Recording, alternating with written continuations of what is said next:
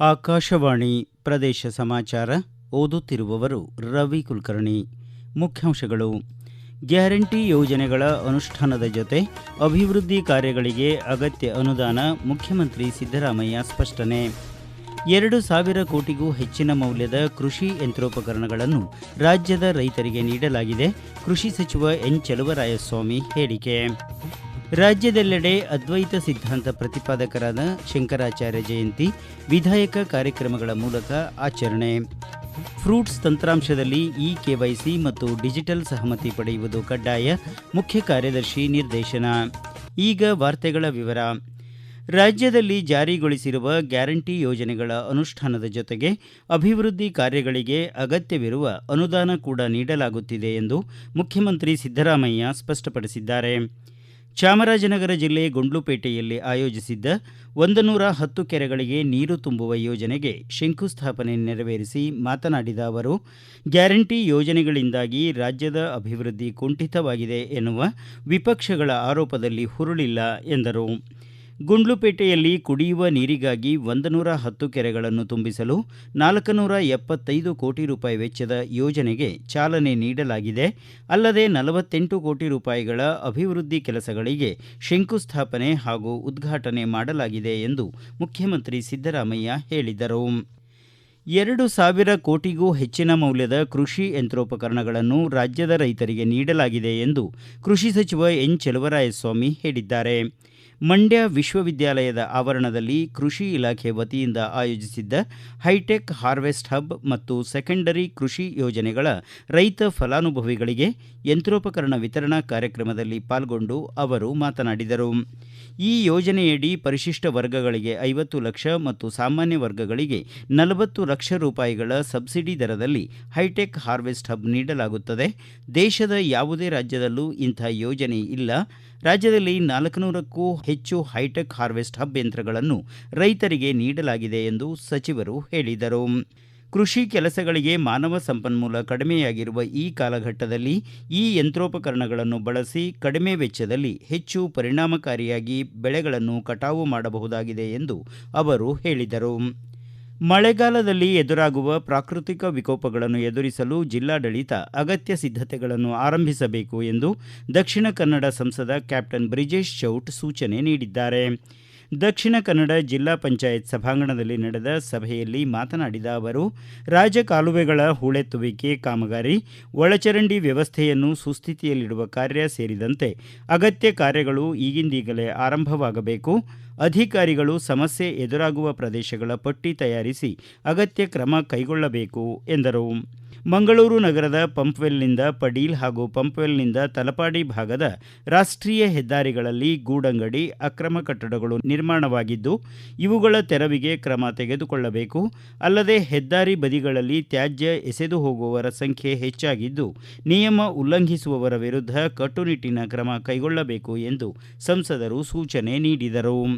ಶಿಕ್ಷಣವು ಜ್ಞಾನ ಸಂಪಾದನೆಯ ಜೊತೆ ಆತ್ಮವಿಶ್ವಾಸ ಮತ್ತು ಸಾಮಾಜಿಕ ಸೇವೆಯ ಮಾರ್ಗವಾಗಿದೆ ಎಂದು ರಾಜ್ಯಪಾಲ ಥಾವರ್ಚಂದ್ ಗೆಹ್ಲೋಟ್ ಅಭಿಪ್ರಾಯಪಟ್ಟಿದ್ದಾರೆ.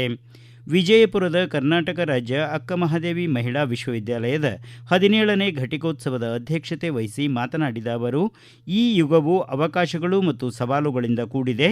ಅಂತಹ ಪರಿಸ್ಥಿತಿಯಲ್ಲಿ ನೈತಿಕ ಮೌಲ್ಯಗಳು, ಸಾಮಾಜಿಕ ಜವಾಬ್ದಾರಿ ಮತ್ತು ಸೂಕ್ಷ್ಮತೆಯ ಜೊತೆಗೆ ಜ್ಞಾನವನ್ನು ಕೊಂಡೊಯ್ಯಬೇಕಾಗುತ್ತದೆ ಎಂದರು. ಮಹಿಳೆಯರು ಖಗೋಳಶಾಸ್ತ್ರ, ಬಾಹ್ಯಾಕಾಶ ಪ್ರಯಾಣ, ವೈದ್ಯಕೀಯ, ತಂತ್ರಜ್ಞಾನ, ಇಂಜಿನಿಯರಿಂಗ್, ವಾಣಿಜ್ಯ, ಗಣಿತ, ಮಿಲಿಟರಿ ಸೇವೆ ಮತ್ತು ಕ್ರೀಡೆಗಳಂತಹ ವೈವಿಧ್ಯಮಯ ಕ್ಷೇತ್ರಗಳಲ್ಲಿ ತಮ್ಮ ಅಸ್ಮಿತೆಯನ್ನು ಸಾಬೀತುಪಡಿಸಿದ್ದಾರೆ ಎಂದು ರಾಜ್ಯಪಾಲರು ಪ್ರಶಂಸೆ ವ್ಯಕ್ತಪಡಿಸಿದರು. ಘಟಿಕೋತ್ಸವದಲ್ಲಿ ಧಾರವಾಡದ ಜಾನಪದ ಕಲಾವಿದೆ ಪಾರ್ವತವ್ವ ಹೊಂಗಲ್, ಕಲಬುರಗಿಯ ಸಾಹಿತಿ ಸಂಗೀತಾ ಕಟ್ಟಿಮನಿ ಹಾಗೂ ಬಾಗಲಕೋಟೆ ಜಿಲ್ಲೆ ಜಮಖಂಡಿಯ ಉದ್ಯಮಿ ಆಶಾದೇವಿ ಗುಡಗುಂಟಿ ಅವರಿಗೆ ಗೌರವ ಡಾಕ್ಟರೇಟ್ ಪ್ರದಾನ ಮಾಡಲಾಯಿತು. ಉಪರಾಷ್ಟ್ರಪತಿ ಸಿಪಿ ರಾಧಾಕೃಷ್ಣನ್ ಅವರು ಇಂದು ರಾಜ್ಯಕ್ಕೆ ಆಗಮಿಸಲಿದ್ದು, ವಿವಿಧ ಕಾರ್ಯಕ್ರಮಗಳಲ್ಲಿ ಪಾಲ್ಗೊಳ್ಳಲಿದ್ದಾರೆ. ಬೀದರ್ನ ಚನ್ನಬಸವ ದೇವರ ಸಮಾಧಿ ಬಳಿ ನಡೆಯಲಿರುವ ಡಾಕ್ಟರ್ ಬಸವಲಿಂಗ ಸ್ವಾಮೀಜಿ ಅವರ 75ನೇ ವರ್ಷದ ಸಂಭ್ರಮಾಚರಣೆಯಲ್ಲಿ ಪಾಲ್ಗೊಳ್ಳಲಿದ್ದಾರೆ.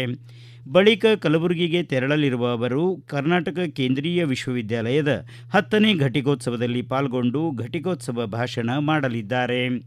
ಈಗ ಪ್ರಕಟಣೆ, ನಂತರ ಪ್ರದೇಶ ಸಮಾಚಾರ ಮುಂದುವರಿಯುವುದು. ನಮ್ಮ ಎಲ್ಲಾ ರಾಷ್ಟ್ರೀಯ ವಾರ್ತೆಗಳು ಹಾಗೂ ಪ್ರದೇಶ ಸಮಾಚಾರ ಈಗ ಆಕಾಶವಾಣಿ ನ್ಯೂಸ್ ಕನ್ನಡ ಯೂಟ್ಯೂಬ್ ಚಾನೆಲ್ನಲ್ಲಿ ಲಭ್ಯ. ನಮ್ಮ ಎಕ್ಸ್ ಖಾತೆ ಮತ್ತು ಇನ್ಸ್ಟಾಗ್ರಾಂ ಖಾತೆ ಆಕಾಶವಾಣಿ ನ್ಯೂಸ್ ಕನ್ನಡ. ಹೆಚ್ಚಿನ ಮಾಹಿತಿಗಾಗಿ ನಮ್ಮ ಫೇಸ್ಬುಕ್ ಖಾತೆ AIR ಕನ್ನಡ ನ್ಯೂಸ್ ಅನುಸರಿಸಿ. ಮಾಹಿತಿಯ ಹೂರಣ ವಾರದ ಕಾರ್ಯಕ್ರಮ ಪ್ರಚಲಿತ ವಿದ್ಯಮಾನ ಪ್ರತಿ ಬುಧವಾರ 9:15. ಪ್ರದೇಶ ಸಮಾಚಾರ ಕೇಳುತ್ತಿದ್ದೀರಿ. ಅದ್ವೈತ ಸಿದ್ಧಾಂತದ ಸಾರವನ್ನು ಜಗತ್ತಿಗೆ ಸಾರಿದ ಶಂಕರಾಚಾರ್ಯರ ಜಯಂತಿಯನ್ನು ನಿನ್ನೆ ರಾಜ್ಯದೆಲ್ಲೆಡೆ ಹಲವು ವಿಧಾಯಕ ಕಾರ್ಯಕ್ರಮಗಳ ಮೂಲಕ ಶ್ರದ್ಧಾಭಕ್ತಿಯಿಂದ ಆಚರಿಸಲಾಯಿತು. ಈ ಸಂದರ್ಭದಲ್ಲಿ ಭಾವಚಿತ್ರದ ಮೆರವಣಿಗೆ, ಉಪನ್ಯಾಸ, ಗೀತಗಾಯನ, ವಿಚಾರ ಸಂಕಿರಣ ಸೇರಿದಂತೆ ಹಲವು ಕಾರ್ಯಕ್ರಮಗಳನ್ನು ಆಯೋಜಿಸಲಾಗಿತ್ತು. ಉಡುಪಿಯಲ್ಲಿ ನಡೆದ ಕಾರ್ಯಕ್ರಮದಲ್ಲಿ ಸಂಸದ ಕೋಟಾ ಶ್ರೀನಿವಾಸ ಪೂಜಾರಿ ಶಂಕರಾಚಾರ್ಯರ ಭಾವಚಿತ್ರಕ್ಕೆ ಪುಷ್ಪಾರ್ಚನೆ ನೆರವೇರಿಸಿ ಗೌರವ ಸಲ್ಲಿಸಿದರು. ದಕ್ಷಿಣ ಕನ್ನಡ ಜಿಲ್ಲಾಡಳಿತದ ವತಿಯಿಂದ ಆಯೋಜಿಸಿದ್ದ ಶ್ರೀ ಶಂಕರಾಚಾರ್ಯ ಜಯಂತಿ ಕಾರ್ಯಕ್ರಮ ಉದ್ಘಾಟಿಸಿದ ವಿಧಾನ ಪರಿಷತ್ ಸದಸ್ಯ ಐವನ್ ಡಿಸೋಜಾ, ಶಂಕರಾಚಾರ್ಯರ ತತ್ವಗಳು ಸಾರ್ವಕಾಲಿಕ, ಅವರ ಆದರ್ಶವನ್ನು ಸಮಾಜ ಪಾಲಿಸಬೇಕಿದೆ ಎಂದರು.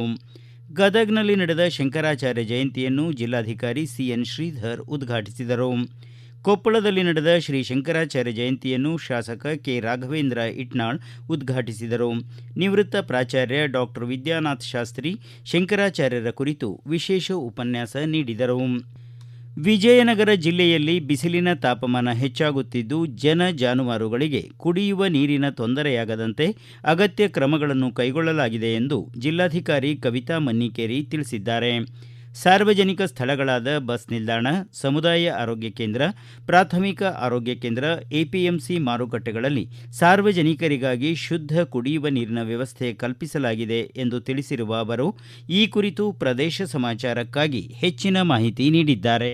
ನಮ್ಮಲ್ಲಿ ಈಗಾಗಲೇ ಬೇಸಿಗೆ ಸ್ಟಾರ್ಟ್ ಆಗಿರೋದ್ರಿಂದ 153 ಗ್ರಾಮಗಳು ನಮ್ಮ ವಿಜಯನಗರ ಜಿಲ್ಲೆಯಲ್ಲಿ ಸಮಸ್ಯಾತ್ಮಕ ಗ್ರಾಮಗಳು ಅಂತ ನಾವು ಅಂದ್ರೆ ಮುಂದಿನ ದಿನಗಳಲ್ಲಿ ನೀರಿನ ಕೊರತೆ ಆಗ್ಬೋದು ಅಂತ ನಾವು ಐಡೆಂಟಿಫೈ ಮಾಡಿ ಇಟ್ಕೊಂಡಿದ್ದೀವಿ, ಗುರುತಿಸಿದ್ದೀವಿ. ಅದರಲ್ಲಿ ಸ್ಥಳೀಯವಾಗಿ ನಾವು 18 ಬೋರ್ವೆಲ್ಗಳನ್ನ ಬಾಡಿಗೆ ರೂಪದಲ್ಲಿ ತಗೊಳ್ಳೋದಿಕ್ಕೆ ನಾವು ಐಡೆಂಟಿಫೈ ಮಾಡಿ ಇಟ್ಕೊಂಡಿದ್ದೀವಿ. ಅಂತ ಸಂದರ್ಭದಲ್ಲಿ ಏನಾದರೂ ತೀರಾ ನೀರು ಸಿಗಲೇ ಇಲ್ಲ ಅಂದಾಗ ಈ ನಾವೇನು ಐಡೆಂಟಿಫೈ ಮಾಡಿದ್ದೀವಿ ಬೋರ್ವೆಲ್, ಅಲ್ಲಿಂದ ನಾವು ನೀರನ್ನ ತಗೊಂಡು ಸಾರ್ವಜನಿಕರಿಗೆ ಕೊಡುವಂತ ವ್ಯವಸ್ಥೆಯನ್ನ ಮಾಡ್ತೀವಿ. ಆರೋ ಪ್ಲಾಂಟ್ ಎಲ್ಲ ಎಲ್ಲೆಲ್ಲಿ ಕೆಟ್ಟೋಗಿತ್ತು ಅದನ್ನೆಲ್ಲ ದುರಸ್ತಿ ಮಾಡಿ ಓವರ್ ಹೆಡ್ ಟ್ಯಾಂಕ್ಸ್ ಇದಾವಲ್ಲ ಅದನ್ನೆಲ್ಲ ಕ್ಲೀನಿಂಗು ಆಗಿ ನೀರು ಶೇಖರಣೆ ಮಾಡೋಕ್ಕೆ, ಶುದ್ಧ ಕುಡಿಯೋ ನೀರು ಕೊಡೋದಕ್ಕೆ ವ್ಯವಸ್ಥೆಯನ್ನು ಮಾಡಲಾಗಿದೆ. ಸೊ ಈಗ ಸದ್ಯಕ್ಕೆ ಸಮಸ್ಯೆಗಳು ಇಲ್ಲ.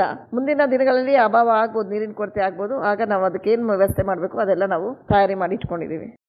ರಾಜ್ಯದ ರೈತರ ಸಮಗ್ರ ಮಾಹಿತಿಯನ್ನು ಒಳಗೊಂಡಿರುವ ಫ್ರೂಟ್ಸ್ ತಂತ್ರಾಂಶದಲ್ಲಿ ನೋಂದಾಯಿತವಾಗಿರುವ ಎಲ್ಲ ರೈತರು ಈ KYC ಮಾಡಿಸುವುದು ಹಾಗೂ ಡಿಜಿಟಲ್ ಸಹಮತಿ ನೀಡುವುದನ್ನು ಸರ್ಕಾರ ಕಡ್ಡಾಯಗೊಳಿಸಿದೆ. ಈ ಕುರಿತು ರಾಜ್ಯ ಸರ್ಕಾರದ ಮುಖ್ಯ ಕಾರ್ಯದರ್ಶಿ ಡಾಕ್ಟರ್ ಶಾಲಿನಿ ರಜನೀಶ್ ಅವರು ಸಂಬಂಧಪಟ್ಟ ಎಲ್ಲ ಇಲಾಖೆಗಳಿಗೆ ಮಹತ್ವದ ಸೂಚನೆ ನೀಡಿದ್ದು, ಭಾರತ ಸರ್ಕಾರದ ಡಿಜಿಟಲ್ ಅಗ್ರಿ ಮಿಷನ್ ಅಡಿಯಲ್ಲಿ ರಾಜ್ಯ ರೈತ ನೋಂದಣಿ ಸ್ಥಾಪಿಸಲು ಈ ಕ್ರಮ ಕೈಗೊಳ್ಳಲಾಗಿದೆ ಎಂದಿದ್ದಾರೆ.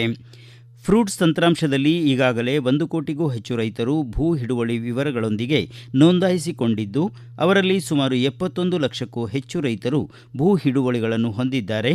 ಈಗ ಇವರೆಲ್ಲರೂ ಈ KYC ಮಾಡಿಸುವುದು ಕಡ್ಡಾಯ ಎಂದು ತಿಳಿಸಿದ್ದಾರೆ.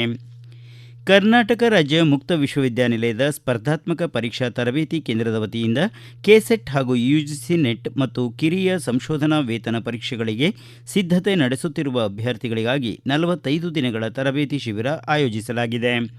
ಮೈಸೂರಿನಲ್ಲಿರುವ ಕರ್ನಾಟಕ ರಾಜ್ಯ ಮುಕ್ತ ವಿಶ್ವವಿದ್ಯಾಲಯದ ಕೇಂದ್ರ ಕಚೇರಿಯಲ್ಲಿ ತರಬೇತಿ ನಡೆಯಲಿದ್ದು, ಆಸಕ್ತ ಅಭ್ಯರ್ಥಿಗಳು ಹೆಚ್ಚಿನ ವಿವರ ಮತ್ತು ನೋಂದಣಿಗಾಗಿ ದೂರವಾಣಿ ಸಂಖ್ಯೆ 0821 251 5944 ಸಂಪರ್ಕಿಸುವಂತೆ ಪ್ರಕಟಣೆ ತಿಳಿಸಿದೆ. ವರನಟ ಡಾಕ್ಟರ್ ರಾಜ್ಕುಮಾರ್ ಅವರ 97ನೇ ಜನ್ಮದಿನ ಆಚರಣೆ ಕಾರ್ಯಕ್ರಮವನ್ನು ನಾಳೆ ಬೆಳಗ್ಗೆ 10:30ಕ್ಕೆ ಬೆಂಗಳೂರಿನ ಕಂಠೀರವ ಸ್ಟುಡಿಯೋ ಆವರಣದಲ್ಲಿ ಆಯೋಜಿಸಲಾಗಿದೆ. ಮುಖ್ಯಮಂತ್ರಿ ಸಿದ್ದರಾಮಯ್ಯ ಕಾರ್ಯಕ್ರಮ ಉದ್ಘಾಟಿಸಲಿದ್ದಾರೆ. ಕೊನೆಯಲ್ಲಿ ಮತ್ತೊಮ್ಮೆ ಮುಖ್ಯಾಂಶಗಳು. ಗ್ಯಾರಂಟಿ ಯೋಜನೆಗಳ ಅನುಷ್ಠಾನದ ಜೊತೆ ಅಭಿವೃದ್ಧಿ ಕಾರ್ಯಗಳಿಗೆ ಅಗತ್ಯ ಅನುದಾನ, ಮುಖ್ಯಮಂತ್ರಿ ಸಿದ್ದರಾಮಯ್ಯ ಸ್ಪಷ್ಟನೆ. 2,000 ಕೋಟಿಗೂ ಹೆಚ್ಚಿನ ಮೌಲ್ಯದ ಕೃಷಿ ಯಂತ್ರೋಪಕರಣಗಳನ್ನು ರಾಜ್ಯದ ರೈತರಿಗೆ ನೀಡಲಾಗಿದೆ. ಕೃಷಿ ಸಚಿವ ಎನ್ ಚಲುವರಾಯಸ್ವಾಮಿ ಹೇಳಿಕೆ. ರಾಜ್ಯದೆಲ್ಲೆಡೆ ಅದ್ವೈತ ಸಿದ್ಧಾಂತ ಪ್ರತಿಪಾದಕ ಶಂಕರಾಚಾರ್ಯರ ಜಯಂತಿ, ವಿಧಾಯಕ ಕಾರ್ಯಕ್ರಮಗಳ ಮೂಲಕ ಆಚರಣೆ. ಫ್ರೂಟ್ಸ್ ತಂತ್ರಾಂಶದಲ್ಲಿ ಇ ಕೆವೈಸಿ ಮತ್ತು ಡಿಜಿಟಲ್ ಸಹಮತಿ ಪಡೆಯುವುದು ಕಡ್ಡಾಯ, ಮುಖ್ಯ ಕಾರ್ಯದರ್ಶಿ ಸೂಚನೆ. ಇಲ್ಲಿಗೆ ಪ್ರದೇಶ ಸಮಾಚಾರ ಮುಕ್ತಾಯವಾಯಿತು. ನಮ್ಮ ಮುಂದಿನ ರಾಷ್ಟ್ರೀಯ ವಾರ್ತಾ ಪ್ರಸಾರ ಈ ಬೆಳಗ್ಗೆ 7:35 ನಿಮಿಷಕ್ಕೆ.